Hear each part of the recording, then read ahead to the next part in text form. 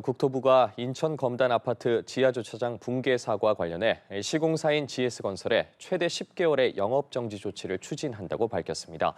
일각에선 GS건설이 소송 등으로 시간 끌기에 나설 수 있다는 해석도 나오는데요.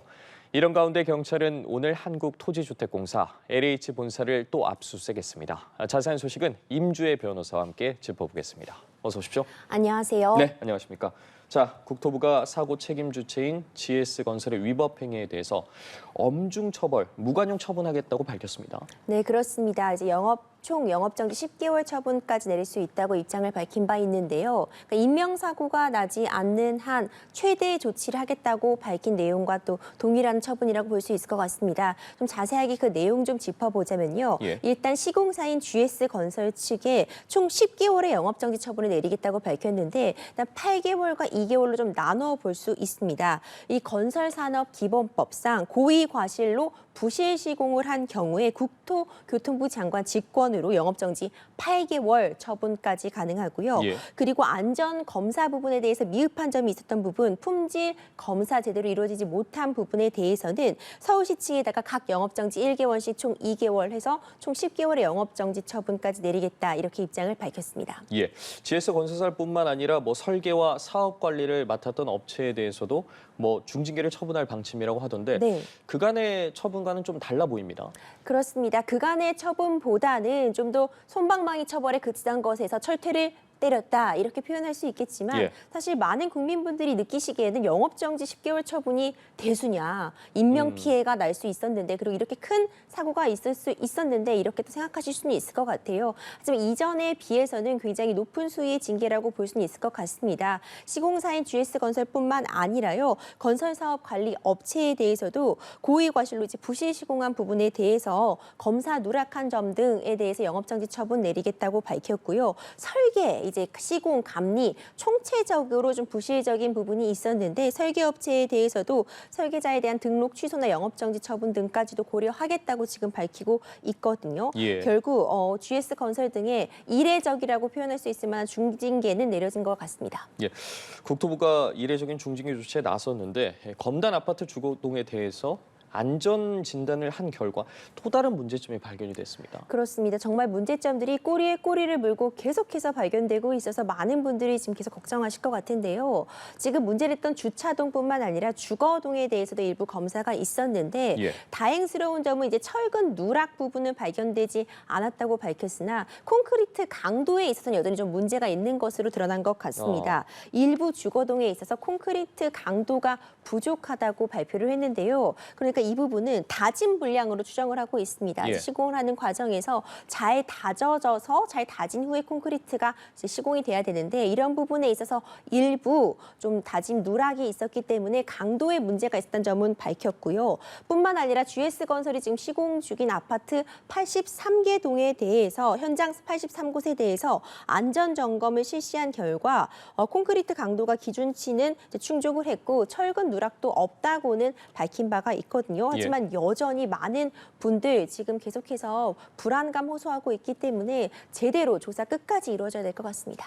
반드시 정말 철저한 조사가 필요해 보이는데 그런데 이런 건설사들이 영업정지 처분을 받더라도 행정소송 등으로 시간을 끄면서 이 제재를 피하는 경우가 있지 않습니까? 그렇습니다. 영업정지 처분이 사실상 굉장히 중처분은 맞습니다. 영업정지를 이제 받게 되면은 시행이 되면은 새로운 공사를 수주가 할 수가 없습니다.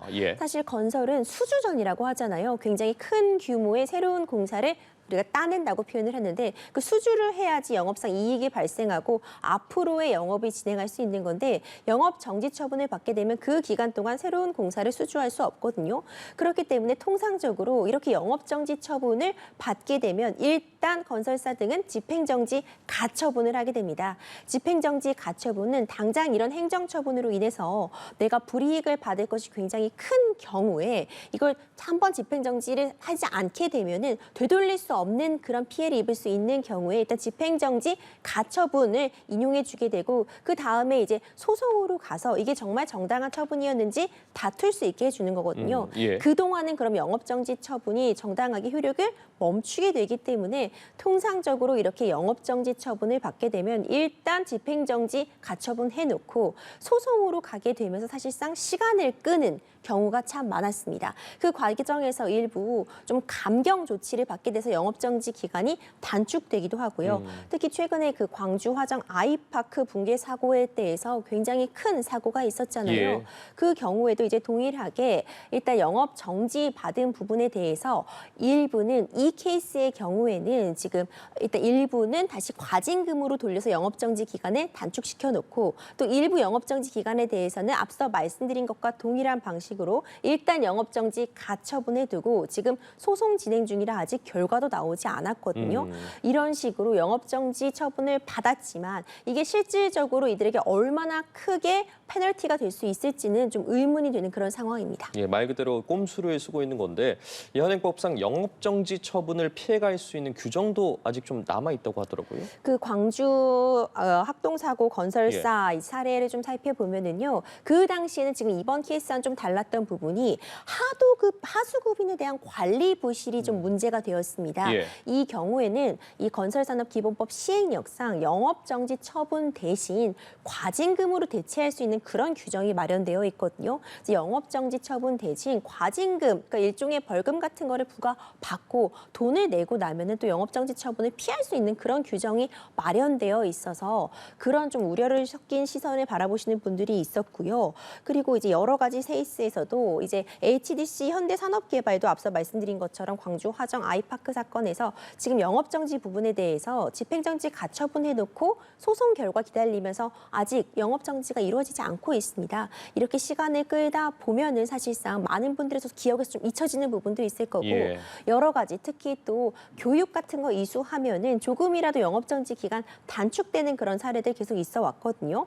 그렇게 영업정지 기간 자꾸 뒤로 미추고 또 단축하다 보면은 실질적으로 피해는 그만큼 큰 것이 아니지 않냐 또 이런 이야기 나오고 있습니다. 예, 과징금 이야기해 주셨는데 그런데 이번 GS건설에 대한 처분은 과징금만으로 좀 대체하기 어려워 보인다는 이야기가 있고 그렇습니다. 국토부 같은 경우에도 역시나 감경 요인은 없다 이렇게 딱 잘라서 이야기를 했거든요. 네, 그렇습니다. 지금 관련 법에서 다르게 규정하고 있기 때문인데요. 앞서 일부 영업정지 처분에 대해서 과징금으로 대체할 수 있다고 말씀드린 케이스에서는 그러니까 하수급인의 관리 감독을 위반한 케이스에서는 그 관련 규정상 영업정지 처분 대신 과징금을 받을 수 있는 부분이 있지만 이번 사례, 이번 GS건설 사례의 경우에는 지금 고의 과실로 직접 지금 부실 시공 자체가 문제되고 있기 때문에요. 예. 사실 이 케이스의 경우에는 영업정지 처분을 과징금으로 대체할 수 있는 그런 규정이 건설산업기본법상 마련되어 있지 않습니다. 그렇기 때문에 과징금으로 단순히 영업정지 처분이 대체되기는 어려울 것으로 보이고요.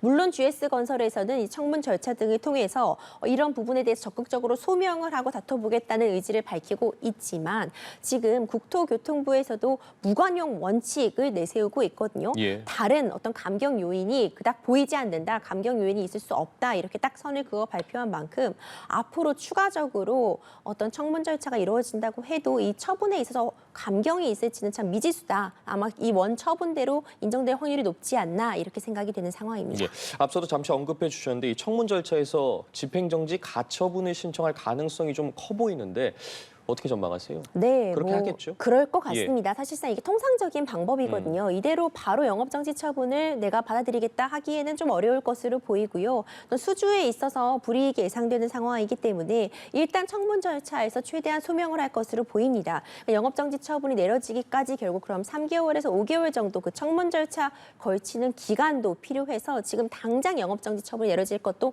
아니고요. 예. 당연히 어떤 일관된 수순으로서 영업정지 결정에 대해서 집행정지 가처분하면서 소송을 통해서 이 부분 다퉈볼 가능성 충분히 높아 보이는 상황이고요. 어떤 시간을 좀 끌어갈 가능성이 매우 높아 보이는 그런 상황입니다. 예. 자, 국토부가 또 뭐 GS건설뿐만 아니라 LH의 책임 역시 아주 고강도로 묻겠다 이런 의지를 표현을 하고 있습니다. 네. 관련해서 저희가 계속 기사로도 전해드리고 있습니다만 고강도 조사를 진행할 예정이고 또 진행 중인데 이 과정에서 철근 누락 사실 추가로 확인이 됐습니다. 그렇습니다. 정말 우려스러운 지점인데요. 이번 이런 영업정지 처분에 대해서 왜 LH는 빠졌냐 이렇게 궁금해하시는 분들 많을 것 같아요. 예. 지금 이 사건 이 전반에서 LH는 우리가 발주처, 그러니까 공사를 맡긴 발주처에 해당하거든요. 지금 우리가 논의하고 있는 이 관련법상 발주처에는 책임을 묻는 조항이 마련이 되어 있지 않습니다. 그렇기 때문에 시공사나 이제 설계, 감리 등의 업체에 대해서만 이렇게 영업정지 등의 행정 제재가 이루어진 것이고요. 원희룡 국토교통부 장관이 밝힌 바처럼 LH에 대해서는 뭐 직무유기라던가 그 외 여러 조항들 검토를 통해서 별도로도 책임을 물을 거라고 밝혔기 때문에 LH가 책임을 피해갔다고 보긴 어려울 것 같고요. 예. 이를 위해서 지금 고강도의 조사가 이루어지고 있습니다. 우려스러운 점은 또 다른 어떤 철근 누락이나 어떤 강도 미흡 등의 문제가 발견이 되고 있다는 점입니다. LH 단지 두 곳에서 최대 45%까지 이제 철근이 누락한 부분이 확인이 되었거든요. 그렇기 때문에 굉장히 지금 우려스러운 부분이 있고요. 공주 월송 아파트 그리고 아산 탕정 아파트에서 지금 무량판 기둥 중에 일부 철근이 누락된 것이 지금 확인이 되고 있습니다. 굉장히 우려스러운 지점이고 조사 대상에서 빠진 좀 일부 좀 미흡한 점이 있었던 11개 단지에 대해서도 9월 초까지 점검을 완료하겠다고 밝힌 건데요. 그렇기 때문에 이 철근 누락 단지가 여전히 더 늘어날 가능성도 존재하는 상황이고 이제 보강 공사가 바로 이루어질 것이라고 하는데 결국 이렇게 조사로 끝날 것이 아니라 제대로 보강이 이루어지고 이 부족한 부분에 대해서는 채워넣고 또 재발 방지가 중요하잖아요. 단순히 지금 이번 1회적인 조사에서 그칠 것이 아니라 보강은 또 완전히 주민들이 안심할 수 있을 때까지 이루어져야 할 것이고 추가로 이런 일이 일어나지 않도록 재발 방지책 반드시 필요한 상황입니다. 예, 이런 가운데 철근 누락 의심 사건이 또다시 발생했습니다. 그렇습니다. 서울 수서 역세권 지역의 아파트에서인데 경찰청이 관련해서 오늘 아침에 LH 본사를 압수수색을 했거든요.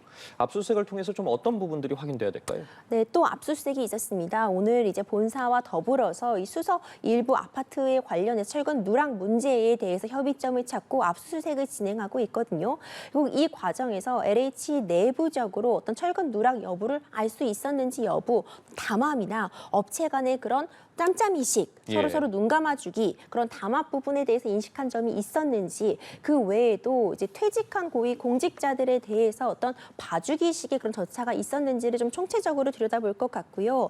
앞서 밝힌 바처럼 이번 영업정지 처분 등 행정 제재에는 LH가 빠져 있지만 그 원희룡 장관이 정확하게 밝혔어요. LH는 또 별도로 조사를 통해서 처벌을 준비하고 있다고 밝힌 만큼 이번 고강도 압수수색을 통해서도 추가적인 어떤 증거 자료들을 확보할 수 있을 것이라고 생각이 됩니다. 예, 어쨌든 LH가 내부적으로 그런 내용들을 이미 파악하고 있었냐 아니냐 그런 부분에 대해서도 좀 철저히 조사가 이루어질 것으로 보이는데 그렇습니다. 사실 LH 지난 5년 동안 이 뇌물을 제공한 업체에 대해서 입찰 제한 처분을 내렸습니다. 네. 그런데 이러한 제한 처분에 대해서 솜방망이 처분이다 이런 이야기 계속 나오고 있거든요. 그렇습니다. 이제 영업정지와 마찬가지로 이제 입찰 제한 처분을 내리면은 새로운 이제 공사를 따낼 수 없기 때문에 중요한 제재가 될 수 있지만 이 제대로 이루어지지 않으면 사실 솜방망이 처벌에 그칠 수밖에 없겠죠. 2018년도부터요 지난달까지 LH가 입찰 제한을 한 업체는 모두 92곳이라고 알려져 있는데요.